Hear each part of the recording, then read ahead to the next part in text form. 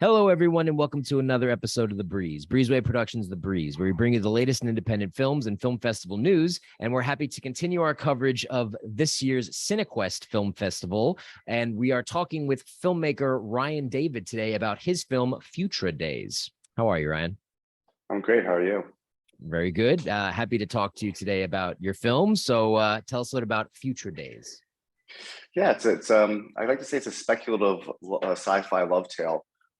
It's really cool. It's about a guy who sends himself into his future, trying to know how it turns out. And sometimes when we get future knowledge of things, your life kind of unfolds in ways you didn't think it would. So it's different than Back to the Future, all these other type of sci-fi movies where people go back. This one he sends himself forward. I did a lot of studying on quantum physics and stuff, and Kurt Gödel was a guy who hung out with Einstein a lot, and he kind of came up with the idea that if there was time travel, you move to the future. So Interstellar did a great job of doing that, but I kind of played with the emotional fallout of stuff like that. So I put it around in a love story. So it's kind of an interesting tale. Very nice. I was able to check out the website. You have a very well put together website. And then in that, you have some of the images from your pitch deck that you showcased. You want to tell me a little bit more about the animations that are located on the website?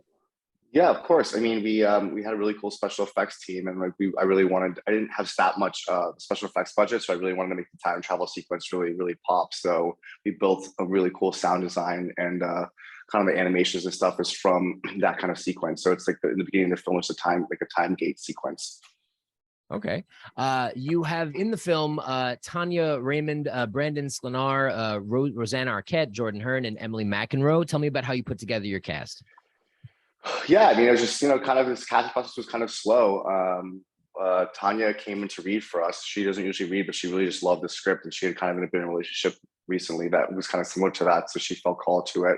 And Brandon was kind of like a last minute find. We were testing some other people, and then one of our actors kind of bowed out, and so we kind of scrambled. And I just met Brandon like one night, a couple of nights before we started shooting, and we just kind of like fell in love. And he came in last second, and for not having that much preparation, I mean, he really carries the film since he's the lead.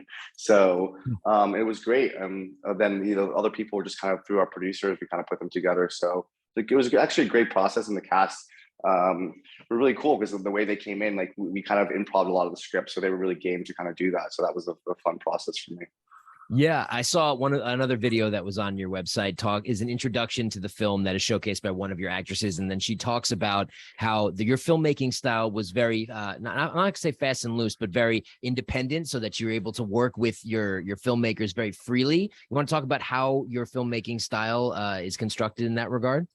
Yeah, well, I like to shoot with two cameras just so you can kind of capture everything. And a lot of times it's like sometimes my writing can be a little heady, and the actor's like, I don't really know what this means here. So I just like to like write around this type of thing. So it's not improv per se, but while I was like working setting up the cameras, I had my editor on set with me, and he kind of workshops the scene with them. And so like I let the actors kind of like rewrite the script like in the morning, and he kind of knows what I want to do. And then that basically we bring them in, and like I kind of get the new pages, and we just kind of let them go on it, and so it's both cameras are capturing everything. We sometimes have 15-20 minute takes of dialogue, just really letting them go. And then in the editing room, we kind of pare it back down to kind of the original intention, but it really let the actors, like, I mean, they would be doing like real conversations. So I feel like it makes the feel of the film,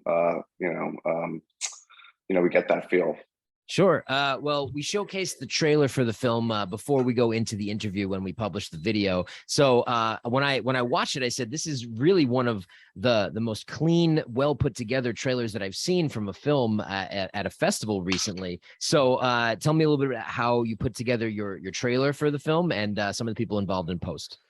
Yeah, I'm like a soup to nuts guy. And like, I just know how important, as you said, like trailer posters, all of those things. I mean, at the end of the day, there's so many films, there's so much content now.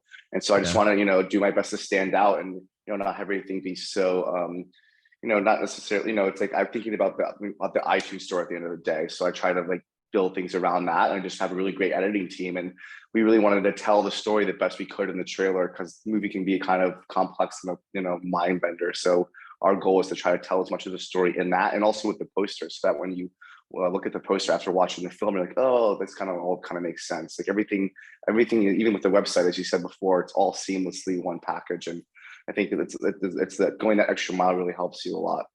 Yeah, well, I really am happy that you came by to talk about your film, which will be screening at Cinequest this year.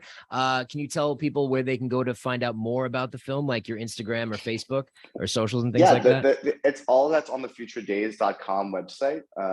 And there's Future Days, there's a Future Days Instagram on the website. So it's all that stuff's on there. Right on. Is there anything in closing you'd like to say to the Cinequest Film Festival for your official selection this year? No, we're just really excited and we're really happy that we're getting the Saturday night. It's August 20th and we get the 9 p.m. slot. So it's kind of cool that we get such a great time to do it. Right on. Well, I want to thank you for joining me today to talk about your film, Futra Days, which is playing at Cinequest this year. So, Ryan, David, I wish you the best of luck with this film and your future endeavors in filmmaking. And thank you for stopping by The Breeze. Bye. Thank you.